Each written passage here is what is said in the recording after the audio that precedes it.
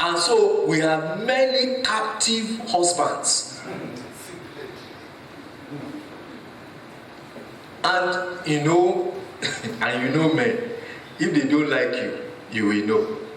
The way they see itself.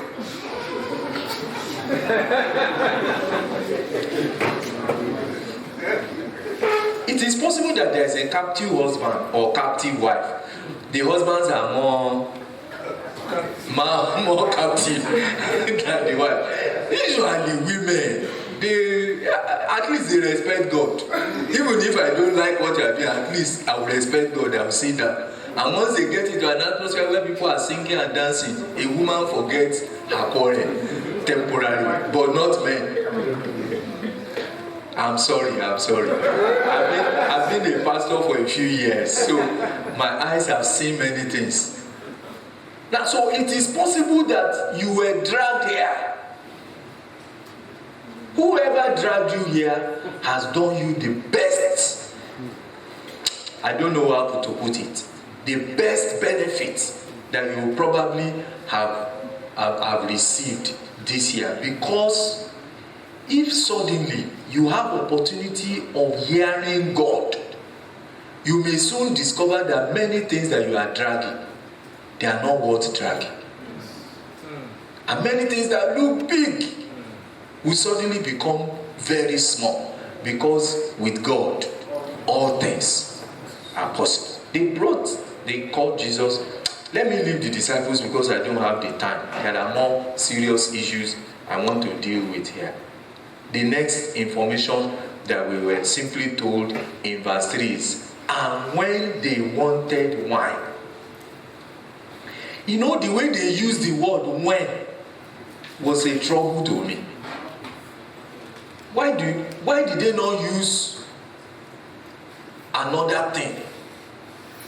They could have said, it so happened that they wanted wine. What's the meaning of they wanted wine? Wine did what? Finished.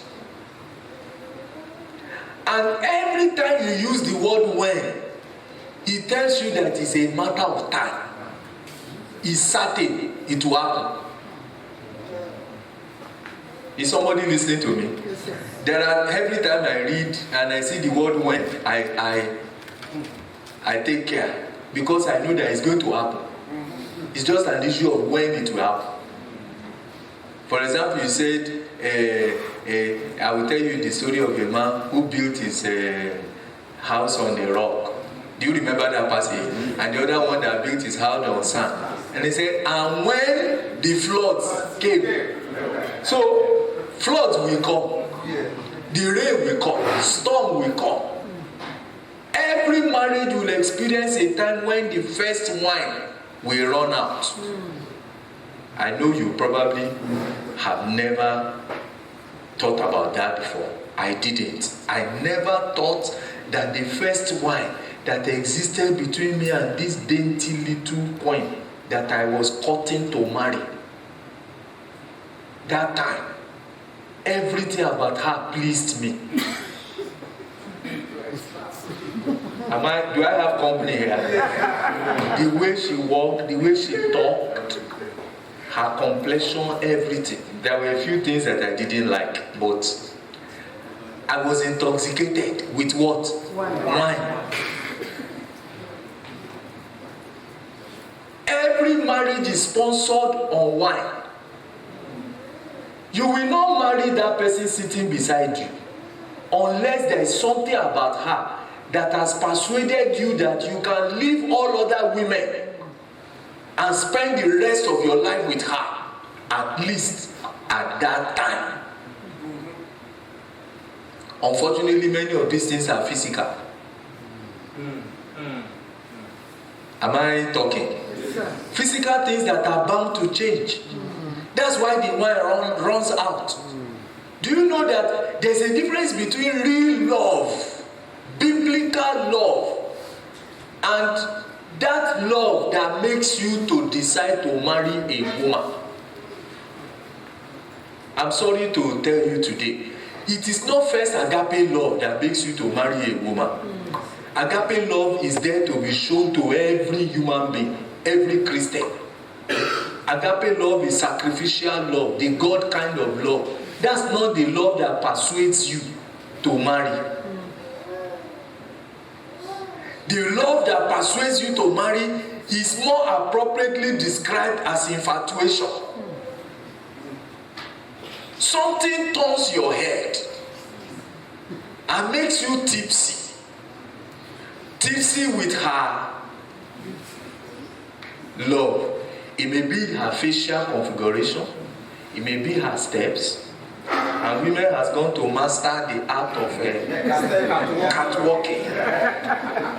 And as they are, their fingers and all of those things are going. Like one of my brothers, I will never forget, he called and said they are Lady Judiana. So, no, it's only the Yoruba people don't understand that. To Judy is to throw your buttocks. And the way the girl throws her body and throws the can send you to the other side. For some people, it is money. It's funds. He has a good job. He comes from a well-to-do family. For some people, all kinds of manners of physical things that can change and that will change.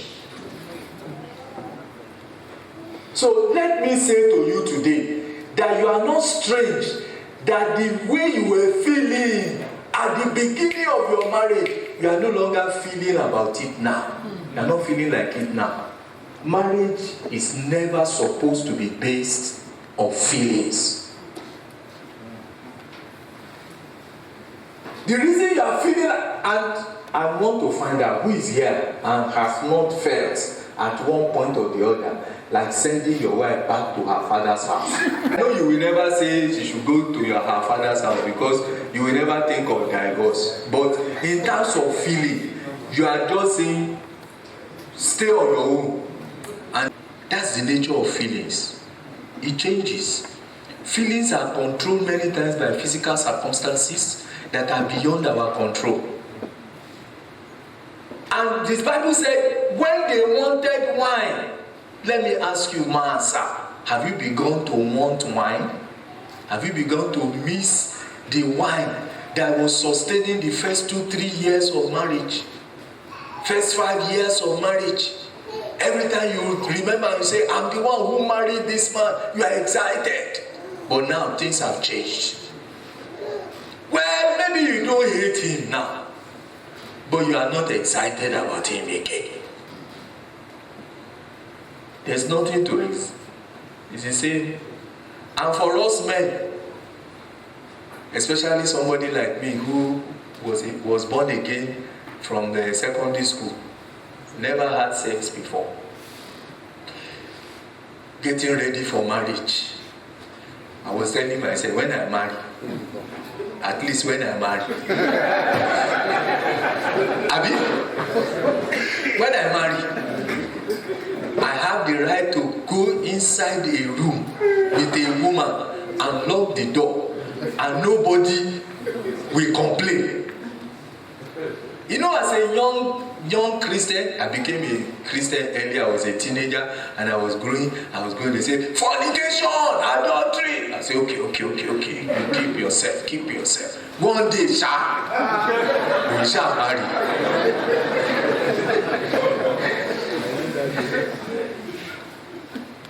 Finally, we married. I thank God. Brother Biodu Fijabi is not here today, but I will not forget him. He grabbed me by the side. He said, Larry, come. Have you ever had sex before? I said, I'm a Christian. I became Christian. I said, He said, I know. But that's the reason why I'm calling you. Do you know how to have sex? Bro. I will never forget it. I will be forever grateful and thankful to him. He sat me down. He explained to me. He was the one that probably did not allow me to damage my wife's privacy first night because I was waiting for that.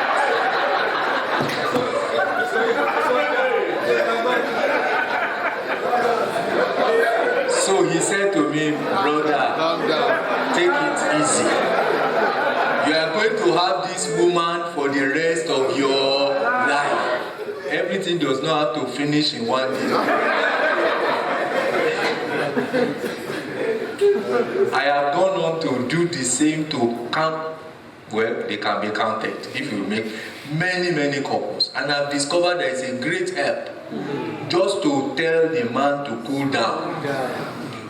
Many sexual experiences, the sexual life of many homes have been destroyed by the first night.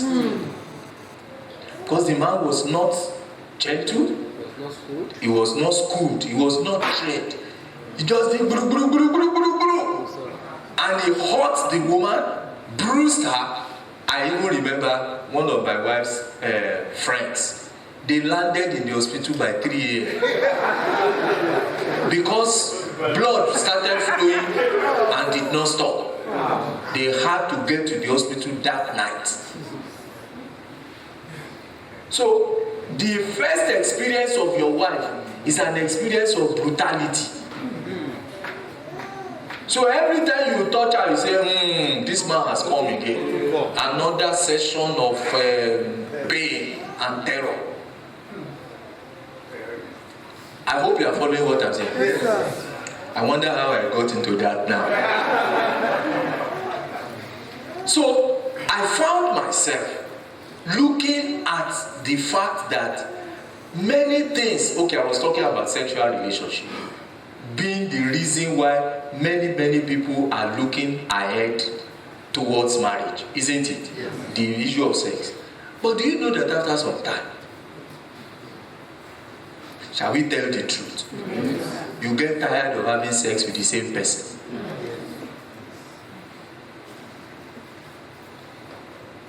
That's what pushes some believers to say, let's try somebody else. Let me look for this one. And it's the quest for excitement from sex drives them from woman to woman, and they discover that after they finish sex with this one, she's just like the previous one. In fact, illicit sex always has the same characteristic. Do you remember what's the name of this David's son that slept with his sister? Can you remind me? Amnon. You know what the Bible said? That after it, the hatred, in a sense, that thing happens with every sexual experience. By the time you finish, it's as if, so what was making me to do gra-gra? What was it that was driving me like a horse? So, everything, every other thing that was making you excited about going to marriage, can I inform you, it will finish. Even the excitement of the fact that he has plenty money will finish. Because you may also begin to have your own money. And then, so what? That was what was pulling you together before. They wanted wine. Everybody wants wine at one point or the other in their marital life. So if you are at that point, it's not strange. All of us went through it. The only difference is whether Christ is with you or he is not. So there are two wines that must be present in every marriage. The first wine, which is based on physical external things, which I have called infatuation, is the first wine that everybody will drink. And if you don't drink it, you will not marry her or marry him. Something must make you marry that particular one. But after that, if that's all you are depending on, that marriage will not last long. They wanted wine. They wanted wine. And I must also make you realize that every human endeavor at every point in time, if it is based on the physical externalities, at a point, that endeavor will want wine. It will finish. Before I used to say, let's have Jesus in case your wine finishes. Please remove in case, because it will finish. For many of us that are over 10 years, 20 years, you will agree with me that it has finished. You had to find a different reason to love this woman, to love this man. For some, it is character. For some, it is the fact that this man overcome me badly. For some, it is the fact that this man is sacrificial. Whatever it is, I have come to gather all of it together and say that the wine, the first wine of marriage that is based on the infatuation and all the exciting things that makes us to commit ourselves to one another, and it was God who made it. It's not the devil, it's not sin. It has to be there. For me to make a choice, you have to persuade me that this one is going to satisfy me for long. Fine. But that one will finish. When it finishes, if Jesus is not there to introduce the second wine, you are going to be in trouble. We are not going to talk about that second wine in any elaborateness, but I will just tell you that I have discovered that the wine that makes marriage to last, both for husband and wife, is for the two of them to discover the common denominator to their destiny. For them to realize that apart from whether you find or you know fine, it is that God chose you for me. It is that together we're supposed to accomplish something on the earth. When a couple gets to that point where their commitment is no longer to anything external, but to a common purpose, a common destiny, that marriage, no matter what happens to them, that marriage will stand. And that wine is better than the first. Are you following what I'm talking about? Yes. That commitment to one another, because God brought us together, makes you to weather any storm. I've seen couples that the wife became, there's a particular case of a man who was a professor, and the wife became, he had Alzheimer's. Is that how they call it? Yes. Alzheimer's disease, dementia, loss of memory, sarcopenia, all the big grammar that medical people terrorize us with. Muscle was already shrinking. She could not walk again. She cannot remember very well. In fact, she no longer recognizes her husband. And this man resigned her job in order to take care of the wife.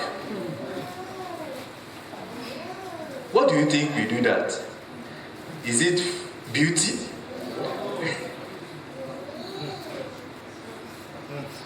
Now, so at a point you will want wine. When you want wine, may God help you that you have access to Jesus. And actually for me, I think I started teaching that before the first wine runs out, quickly discover the second one. You may not notice the transition. Are you following what I'm saying? In fact, this second one will keep sustaining even the first one. When they wanted wine, wow. Can somebody give me an idea of my time?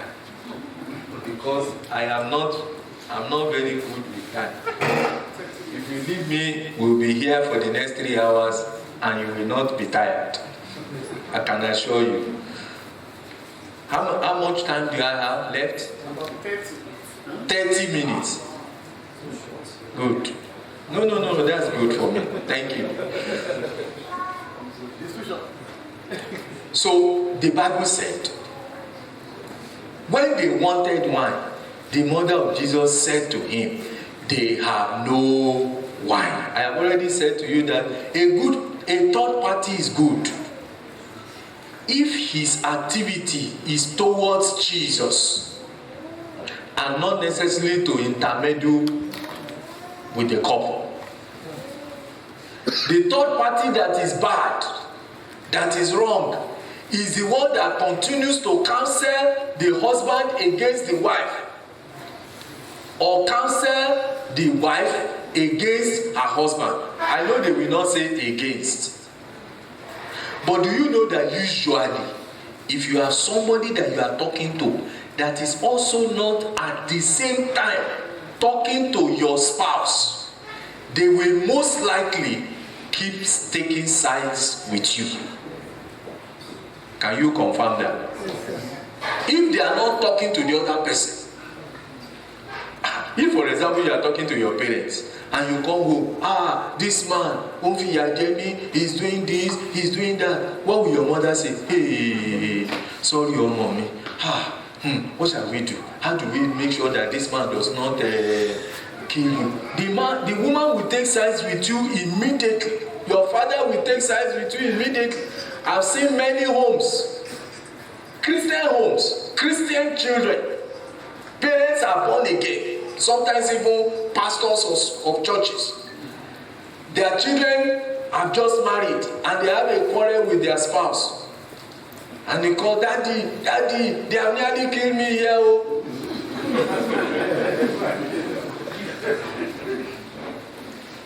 Or even the man says, excuse me sir, I don't know which kind of wife I married. I'm suffering. More often than not, the steps that are taken by these third parties that are one-sided, their counsels are usually one-sided, usually selfish. Of course, you will enjoy it because they are taking sides with you. And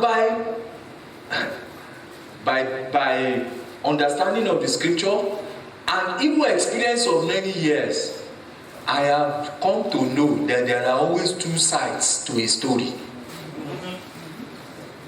And when you have not heard the other side, you have not heard the whole story.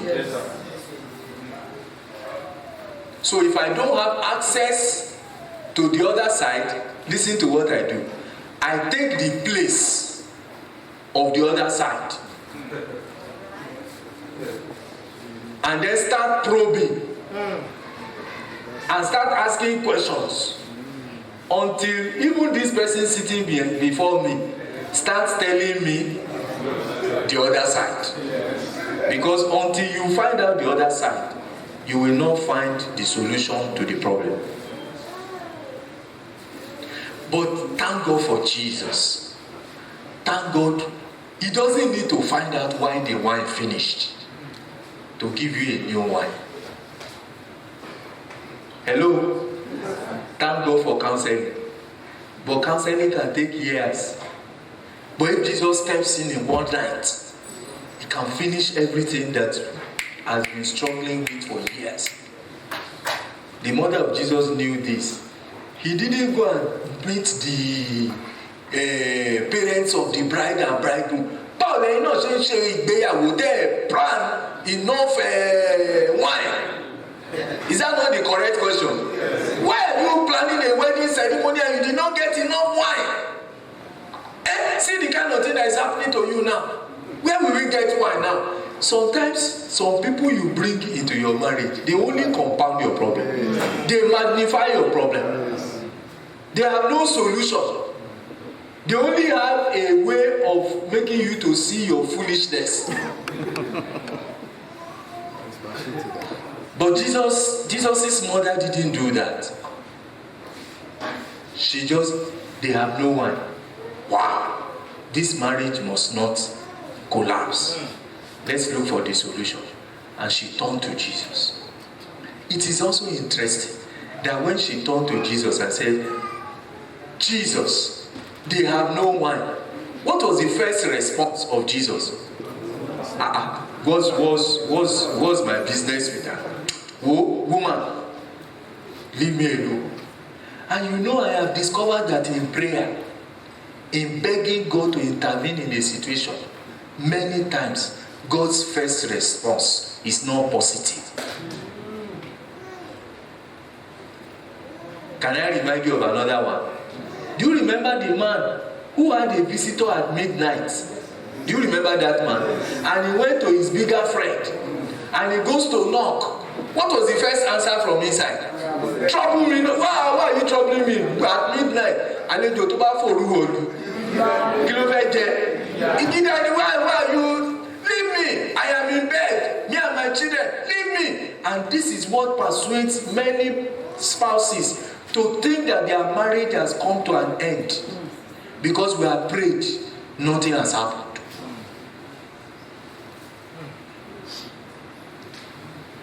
But Jesus' mother, because of his relationship with Jesus, he knows that delay is not denial. He has not answered, he will answer. Why will he not answer? He will answer. Excuse me, sir, he will answer. She went to Jesus and said, excuse me. They said, woman, what do I have to do with you? She just turned away, having lodged a correct request. She has described the situation in that marriage to the Savior.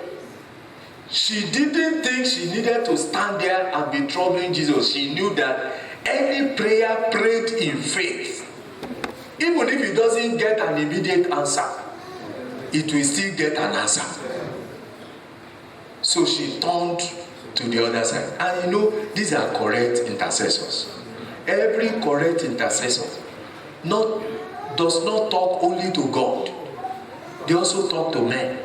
Because it takes the action of both God and men to solve a problem.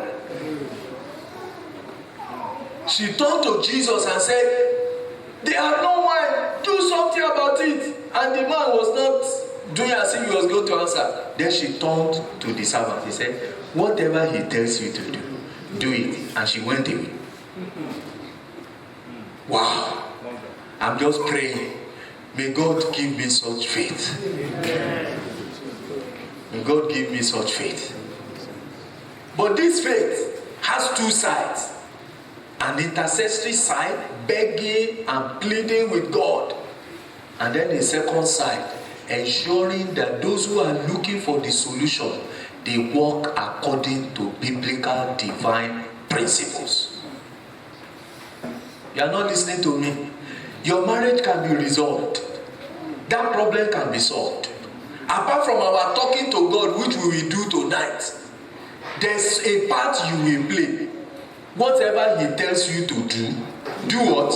Do it. And whatever he tells you to do may look stupid and foolish. Look at what Jesus told them to do. We are looking for wine. You say we should go and fetch water. And fetch water into a pot that they use for washing leg. Hello? They said those pots were set according to the manner of purifying of the Jews. Maybe you don't understand. Because the Jews live in the deserts. Everybody, once you leave your house, you are going to be covered in sand. So when you enter a house, the first ritual is to wash your leg, to wash your hand. You will see our Muslim brothers. They don't know the meaning of what they are doing. So before they, of course, Muhammad told them many things. So before they pray, they go and clean. They have to clean the dust of their body. Everywhere they go, they are covered in dust. So when you enter a house, no matter how poor the house is, there will be 3 water pots to wash yourself before you enter in the house. And then, can you imagine, we want to drink wine. And you now ask us to go and fetch water into pots that we use to wash hand and dust. Is that reasonable? Sometimes, what is going to solve your situation is not reasonable. It's not always reasonable. In fact, many times they are unreasonable. What is reasonable about being the one begging your wife every time there is a quarrel? Excuse me, sir, is it reasonable? Hey, I'm low more.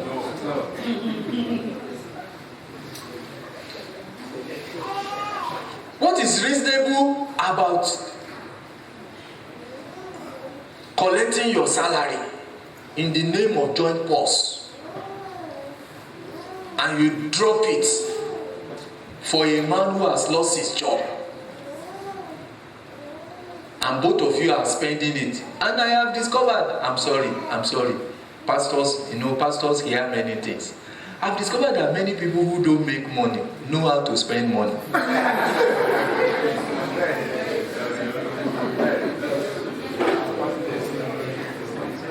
If the money is coming and it's not part of making it, the way you will spend it. I've discovered, unfortunately, there are many psychology in it. When a man has lost his job, he's under a torture. There's a psychological pressure of the fact that I don't have a job. There's a second pressure of the fact that I'm depending on my wife. He's edgy. Many things are wrong with him.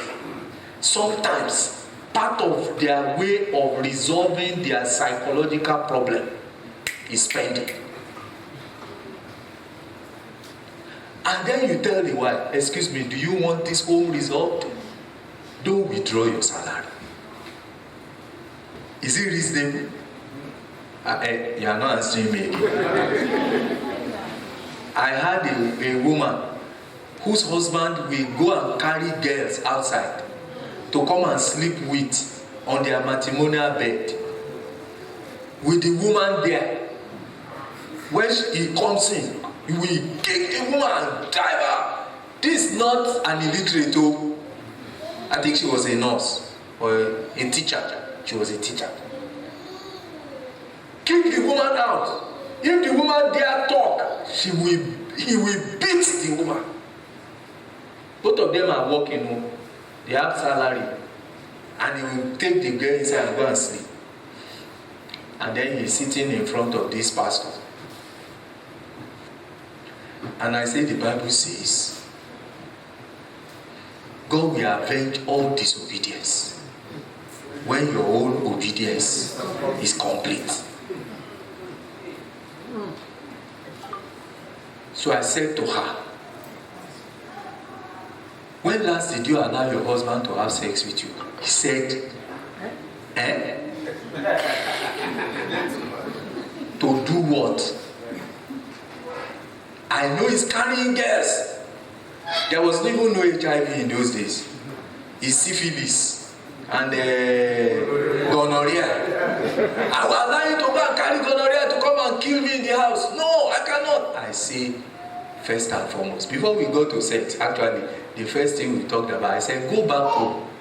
What are you doing with that man? He said, nothing. Do you cook his food? He said, no, Lord. Why should I be cooking his food? I said, no, go back. Cook his food. Wash his clothes. I say, yes. Trust me and trust God. I was a young pastor. I could dare many things that time. I was young enough to be naive to believe God. And I said, go. After talking to her, eventually she agreed. She went back. She went and cleaned her husband's room that she has been kicked out for many months. She went in there, packed his dirty clothes and went and washed it. And had food prepared for the husband when the husband arrived. Can you suspect what the husband did when he arrived? He said, this kind of food.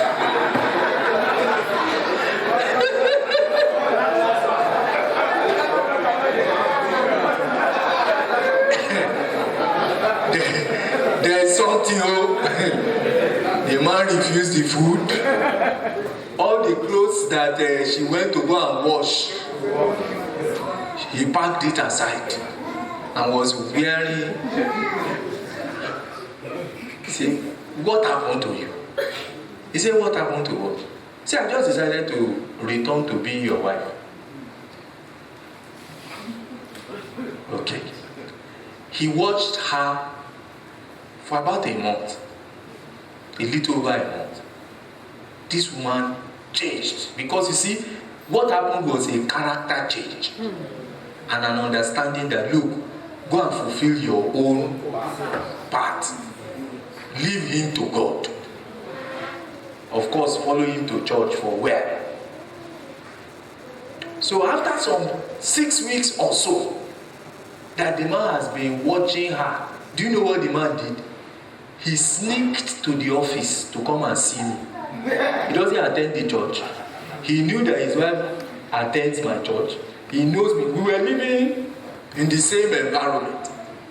So when he arrived in the church office, my secretary ran in and said, Mr. Lagbaja is here to see you. I thought to myself, yes, wahala don't come today. Because he beat the woman. All of us know he beat her. So when he said, I want to see Pastor, when he entered, he sat down. Pastor. Then he said, I just came to greet you. I said, greet me. It's okay. Let's be see watching this drama. Then he looked at, he said, whatever you are telling my wife, continue to tell her. I said, like what? He said, I tested her, I even punished her, I did many things, but she didn't react. Something is changing inside her. What are you telling her? I said, I'm preaching the word of God. If you also come, God will. He said, no, let's not talk about that one. He said, the only thing I actually, then he looked to make sure nobody was there. He said, there is one more thing for this woman to do. I'm not crazy now. Me, I like to do 2 rounds in one night. Tell her to allow me. And to allow me anytime I want. I pretended as if I didn't know what he was talking about. He went away. So when the woman came, and I now told the woman, your husband, when last did you have sex? She said, no. I said, go home. And go. The woman said, no. For almost 3-4 weeks, she didn't. But eventually God, got across to her, and she allowed. After some, the whole of this is no more than 6 months. One day, as she wanted to come to church, the man said, let me drop you in church. He dropped them in church that day and went to the bar to go and drink beer. Second Sunday, dropped them in church, went and drank beer. Third Sunday, dropped them in church, went and drank beer. The woman and the children. Then one day, he dropped them in church and drove off as if he was going. Then he went and parked and sneaked into the church and sat at the back. Of course, his wife was in front, didn't know anything. Even me, I didn't know he was in the church. I was just preaching my normal message. At the end of the service, I gave an altar call for those who want to give their life to Christ. And you will not believe what happened. That's how he was coming. When the wife saw him, she nearly entered the ground.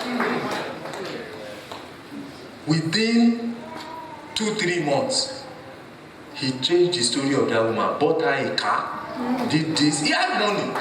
But as long as he was doing his own strong head and the wife was also doing her own strong head, they say they have problem.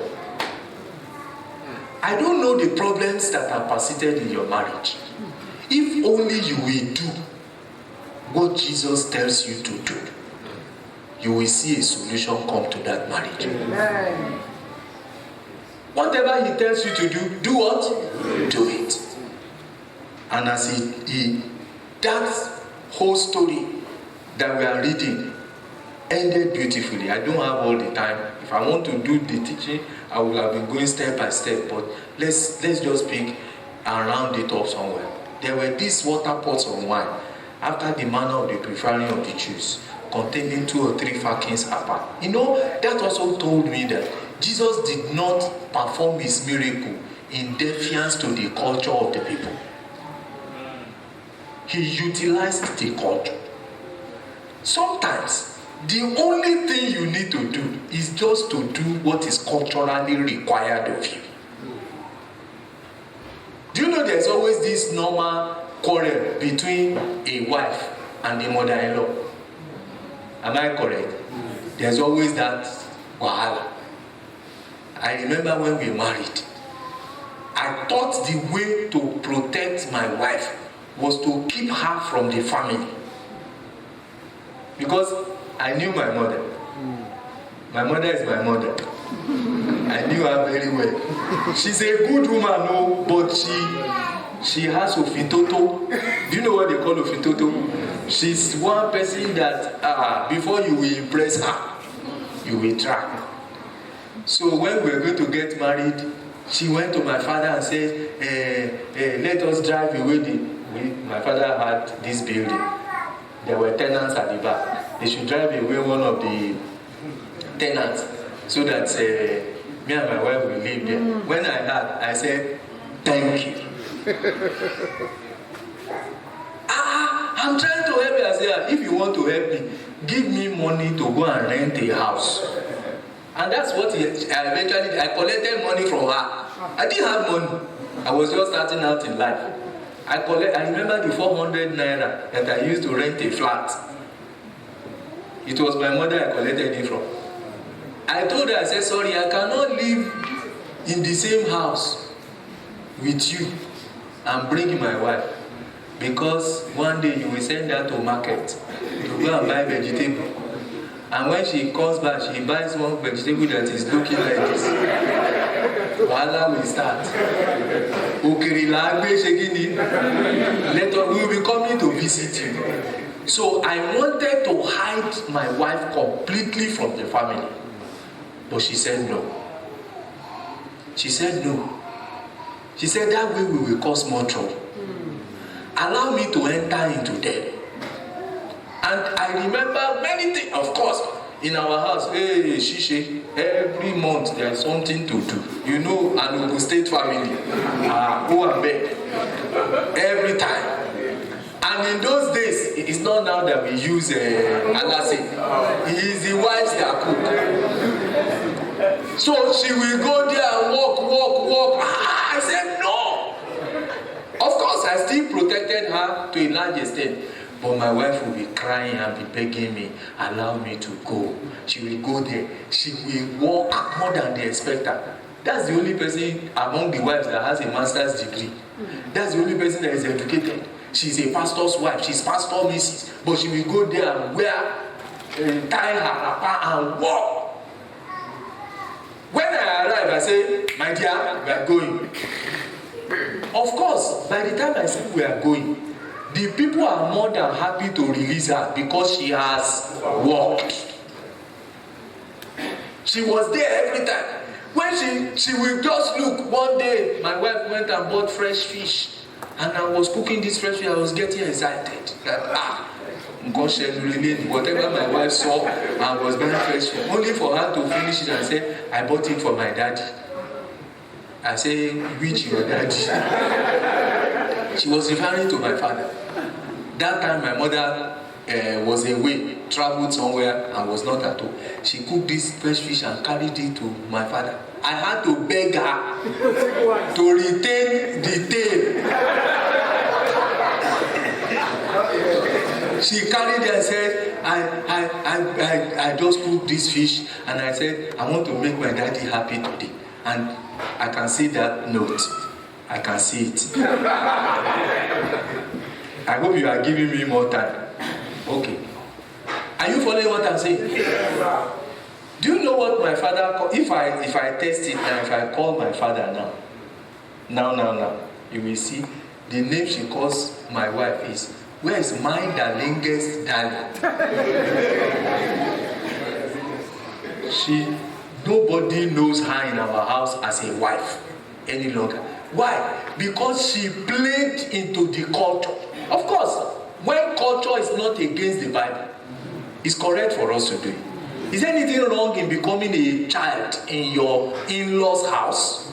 Is there anything against the Bible? No. Some of us will say, they have come, all this mother-in-law. Once you start that, you are the one who's starting the quarrel. That's the reason why they don't like you. Or you think they don't like you. And I keep telling Christian mothers, I've found out that even, we are having second, third generation of Christians in Nigeria. Many of us are now, we were the first generation Christians. Now we are becoming the mother-in-laws. And I see us trying to do the same bad things that they did to us. Don't you know that you are perpetuating something that is not correct? Many of our culture, whether it's Igbo, whether it's Yoruba, they have their different flares. Many of it were established in order to create a rapport. There are some of them that are not good. There are some that are bad. When they are not biblical, we should, well, no matter the persecution, we should stand and resist it. Are you following what I'm saying? I saw Jesus looked according to the manner of the purifying of the Jews. Go and use those pots. He used what was available. The instructions were simple. They may be unreasonable, but the people did it. And maybe the last thing. Verse 7. And Jesus said to them, fill the water pots with water. And they filled them up to the brim. Do you know the implication of that? It is the volume of water that you provide that will determine the volume of wine that you will have. Yes. If they fill them halfway, what will they get? Halfway wine. Half-hearted response, half-hearted obedience. My discipler used to say, anything you add to obedience makes it to become disobedience. Delayed obedience is disobedience. Deferred obedience is disobedience. Procrastinated obedience, half obedience, anything you add to obedience. If it is not prompt and total obedience, then it has become disobedience. Full, they filled it to the brim. If God said to you, respect this man, do what? Respect him to where? To the brim. Respect him to the point that himself will be becoming afraid and ashamed. But you will do it halfway. You do it half-heartedly. And then you claim that God is not answering my prayer. I like these servants. They filled it to the brim. They filled it to the brim. And then he said to them, draw out now and bear unto the governor. And the rest of the story, you know it. You know how when they got to the governor said, Abba, Oga, why have you done this? Every man at the beginning brings out what? The best wine. But now you have kept the bad one today. I'm not going to sit too much on that today. That's why I know that wine is better to run out. Because many times that first one,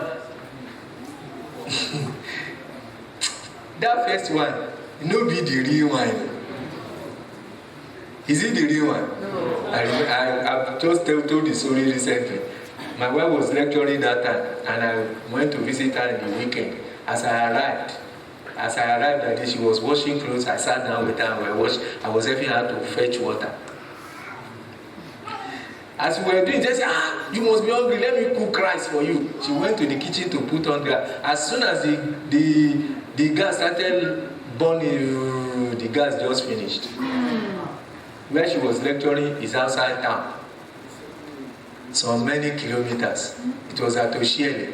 I was in Abeokuta at that time. She was lecturing at FC. I carried gas. I carried cylinder. And went back to town to go and buy gas. And brought it for her. Ask me, how many times have I done that since we married? I saw one woman say, honey, are you hearing? The best wine is usually served first. When you have become tipsy, then they will bring out their true color.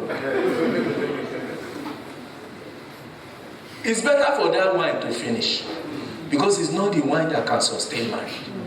And as I'm bringing this session to a close, that may be the story of your first love.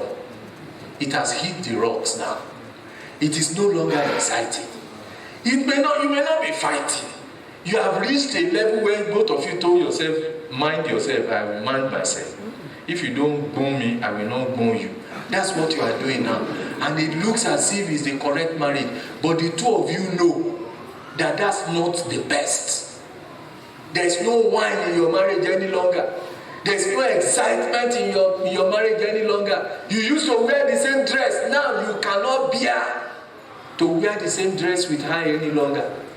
Even though I know some people are wearing the same dress after fighting in the bedroom.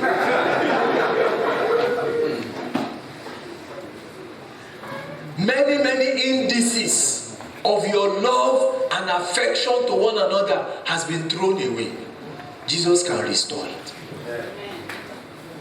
I want to inform you tonight, whoever brought you for this meeting, let's consider him like the mother of Jesus. Let's believe that he brought you here in order for Jesus to do something in your situation. Whoever paid for this dinner and said you must attend this couple's advance, he has done the best. And the rest is up to you. And they have spoken to Jesus on your behalf.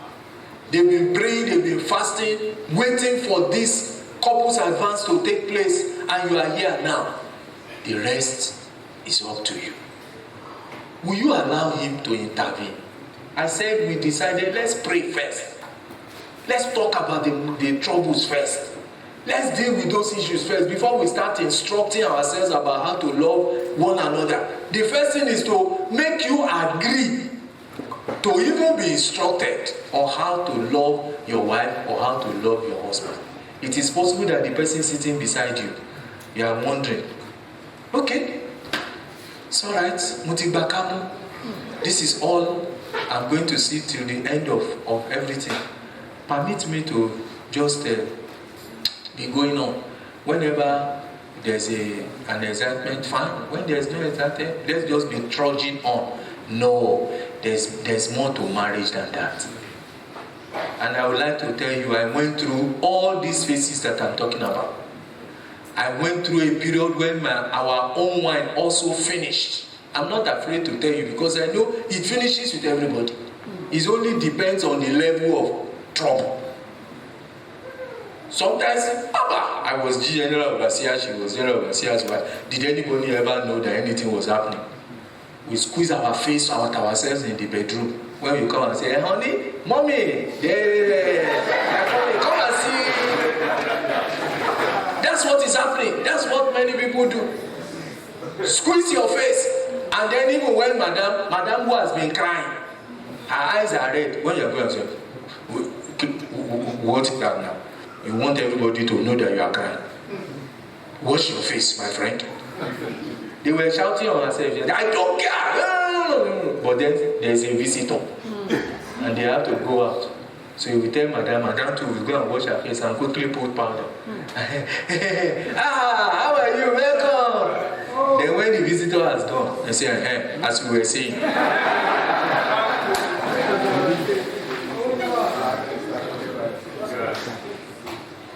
That can end.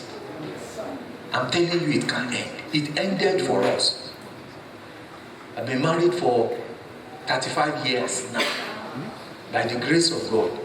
The first few years were rough, tough, difficult. But when Jesus stepped in, with some of the principles we'll be sharing with you tomorrow, something different happened. Now, even though we've been wearing the same dress since those 35 years, you can hardly catch us together without wearing the same dress. But the dress we wear outside is physical. There's a different dress that we're wearing inside now. I want to introduce that to you. Jesus can give you a different story. Let's bow our heads and pray.